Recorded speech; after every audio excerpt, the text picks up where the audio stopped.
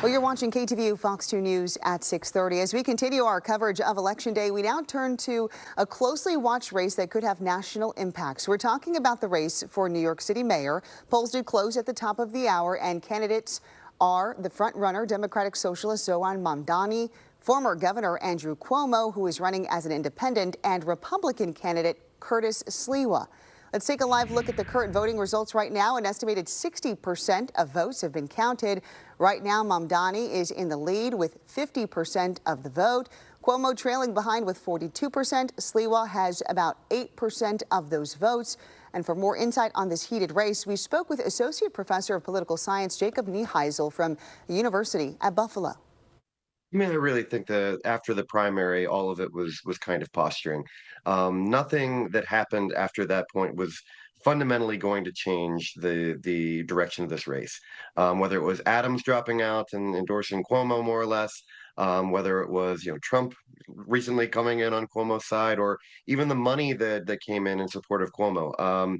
I think after the primary, this one was pretty much sealed up.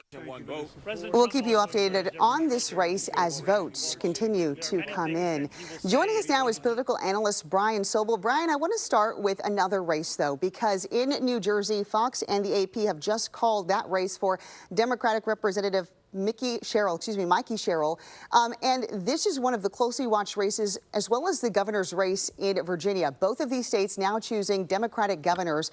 Tell us what this means and the impact here. You can see the results here. Mikey Sherrill with 56.8% of the vote over Jack Ciattarelli. So give us your reaction here to both New Jersey and Virginia electing Democratic governors. Well, if the trend continues in New Jersey, Mikey Sherrill has done very, very well there. There was some talk that her opponent, the Republican, was maybe making some headway, but it's clear at this hour that she may win this going away. Also true of Spanberger in Virginia. Virginia now has their 75th governor, the first woman governor in the history of Virginia, and so you have these two women governors being elected, both Democrats. And I think some of the debate will begin around what national story is this telling. Spanberger in her remarks spoke to the fact that her win in Virginia had national implications. We'll see what Sherrill has to say. So that's the question at this hour, along with what happens in New York City and Prop 50 in California. So these races now going to Democrats, does that kind of put some wind in the sails of Democrats as this tide takes us into the midterms next year? I think Democrats believe that, and I think a lot of people will feel like if these four elections go in the direction of Democrats, that, to use your phrase, there's wind in their sails.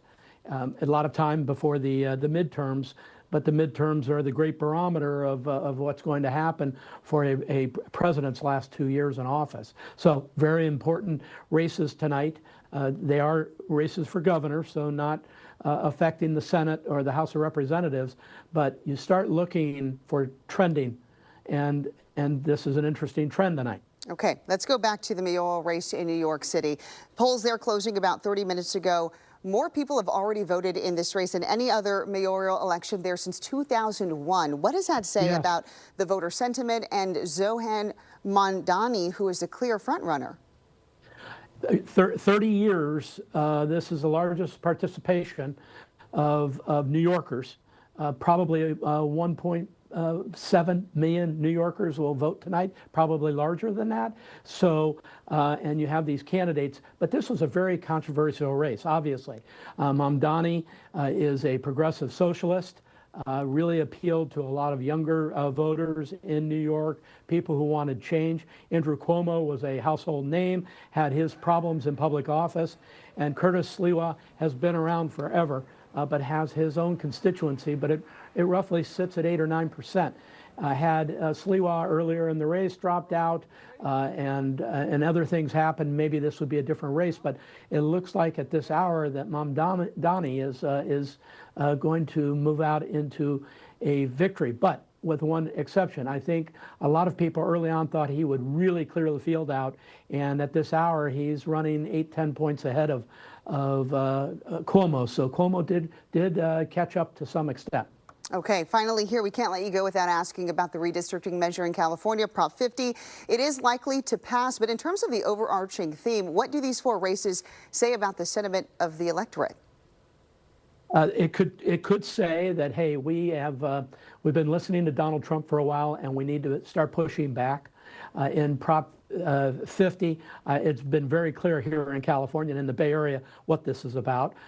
This was to go head-to-head with Texas on congressional districts and the numbers of Republicans and Democrats coming from each of these states. But it is also somewhat of a referendum on Governor Gavin Newsom and a couple of other people, including the people who put their money behind Prop 50. Okay, sounds good. Before we let you go, I do want to mention the AP has just called the New York City mayor's race for Democrat Zohran Mamdani. So there we go. We just have our results in with the AP now calling it, and he has won the New York City mayor's race. Brian Sobel, we appreciate your time. Thank you so much for joining us. My pleasure. Have a great evening.